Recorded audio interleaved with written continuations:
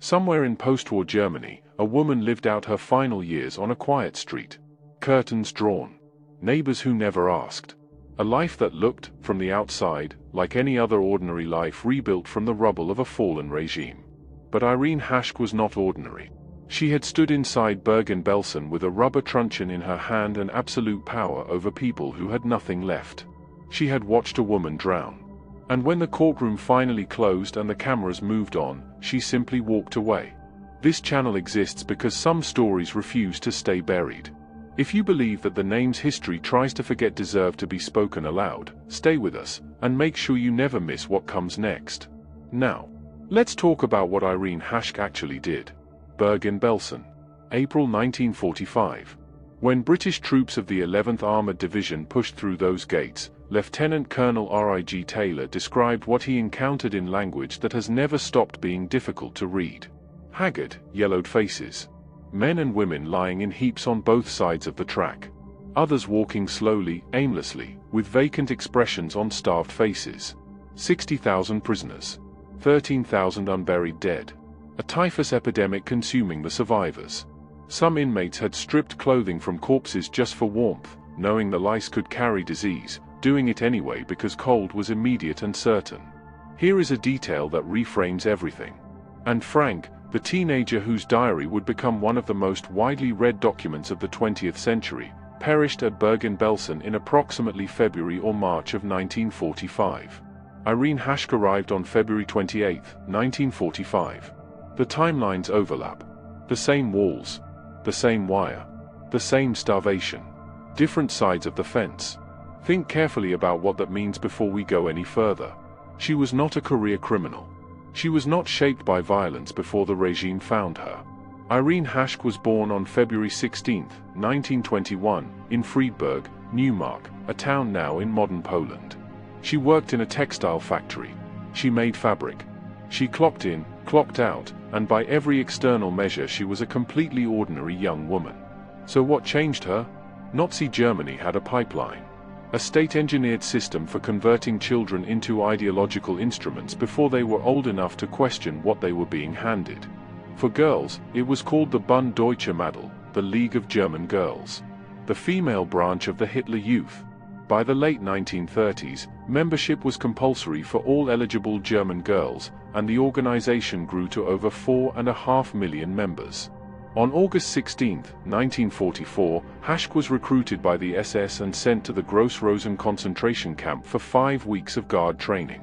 She was then transferred to the Mährisch-Weißwasser camp in the Sudetenland for 3 additional weeks as an SS Aufseherin, a female overseer. She returned briefly to the textile factory, was removed on February 15, 1945, and arrived at Bergen-Belsen 13 days later. 6 weeks of training. A brief return to civilian life. Then this. She was 24 years old. She had a rubber truncheon. She had been handed authority over people who had none. History has shown us, repeatedly, what that combination produces. You have to understand what the baseline looked like inside that camp. The water supply had been severed. No food was coming in. People were collapsing in the open and not getting up. Survivors described prisoners so desperate for any form of nourishment that they were reaching into garbage for potato peelings, kitchen waste the SS staff discarded without a second thought. These were not people who had given up. These were people fighting with everything they had left, for almost nothing, just to survive one more day. And Irene Haschke made them pay for trying. Witness testimony entered into the Belsen Trial record described her conduct in precise, consistent detail. She did not require provocation. Any prisoner who came near the cookhouse became a target. She used her truncheon across backs, across shoulders, across the heads of people who no longer had the physical strength to shield themselves. When they went down, she did not stop. She continued until they stopped moving. One incident was recalled by multiple witnesses. A female prisoner, barely standing, starving, had somehow obtained a small quantity of soup. Not a full portion. A few mouthfuls. The kind of amount most people would not think twice about leaving in the bowl. Haschke walked over, knocked it from her hands, watched it spill into the dirt, and then beat her for it. If that stayed with you, good. Because the story is not finished, and what comes next may be the detail that defines her more completely than anything else. Behind the camp kitchen, there was a clean water pump. Iron. Functional. The SS staff used it freely. 2 guards were stationed at that pump permanently, not to maintain it, but specifically to prevent prisoners from accessing it. The water supply to Bergen-Belsen had been cut off. People were dying of thirst. And 30 feet away, there was clean water that no prisoner was permitted to touch. When another prisoner was caught reaching for discarded potato peelings, garbage, Haschke seized her and threw her bodily into a water cistern. The woman did not survive. She lost her life for reaching for trash. At the Belsen Trial, held in a gymnasium in Lüneburg beginning September 17, 1945, Irene Haschke was asked directly under oath why she never raised the question of allowing dying prisoners access to the clean water pump. Why she never told anyone. Why she never suggested it. Her answer has been recorded in the trial transcripts and it has not aged into something easier to hear. She said the water was for the kitchen only. Not a moment of hesitation. Not a single pause where something recognizably human might have surfaced. Just that. The system said so. The system was sufficient. This is how atrocity operates at its most granular level. Not always with screaming ideology. Sometimes with forms. With assigned areas. With bureaucratic reasoning that moves smoothly past the moral catastrophe directly in front of it without registering it as a catastrophe at all. More than 100 international journalists reported on the Belsen trial. For much of the world, it was the first time the systematic reality of the camps was laid out in sworn, documented, legal testimony. The defendants, all 45 of them, entered pleas of not guilty. Irene Haschke sat in that courtroom and declined to confess to any charge.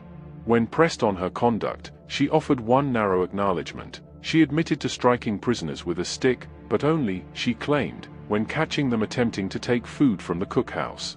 She admitted to striking starving prisoners for trying to eat, and presented this as measured, reasonable behavior. The British military tribunal was not persuaded. Irene Haschke was among 8 defendants sentenced to 10 years imprisonment for crimes committed at Bergen-Belsen. Her co-defendants were not all treated with equal leniency. Irma Gries, 22 years old, convicted of war crimes involving the suffering and deaths of Jewish prisoners, was sentenced to death by hanging. She became the youngest woman to die judicially under British law in the 20th century. The sentence was carried out on December 13, 1945, at Hamelin Prison. Irene Haschke walked out of prison in December 1951. 5 years served. For crimes that included throwing a woman into a cistern. 5 years. After her release, she vanished. No interviews. No public statements. No memoirs. No reckoning of any kind that we have been able to find. She dissolved back into the fabric of post-war Germany, joining the thousands of former perpetrators who were quietly absorbed into ordinary civilian life once the courtrooms emptied and the journalists moved on.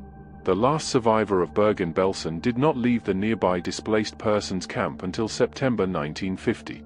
Survivors were still trying to reconstruct their lives while Irene Haschke was already free. We do not know when she died.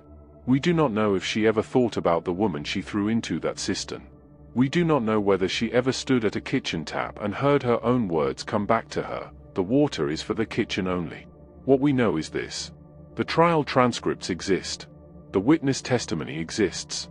The photographs exist, including the ones taken at Liberation, showing female guards in their SS uniforms, still standing, ordered to carry the dead into mass graves. Irene Haschke is visible in at least one of those photographs. Center foreground. History kept the receipts. Every name, every date, every sworn account. None of it has disappeared. Forgetting is not neutral. It is a choice. And the 52,000 people who did not survive Bergen-Belsen, the woman who drowned for reaching toward garbage, the prisoner who lost her soup, and Frank who did not see liberation, they did not get to choose.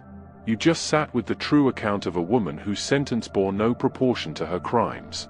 That gap between what justice demands and what justice actually delivers is the question this channel refuses to stop asking. Drop one word in the comments. Just one. Whatever this story left you with, say it. Share this with someone who should understand how ordinary people arrive at this. Because that question, how does it happen, is still the most important question of our time. We will see you in the next one.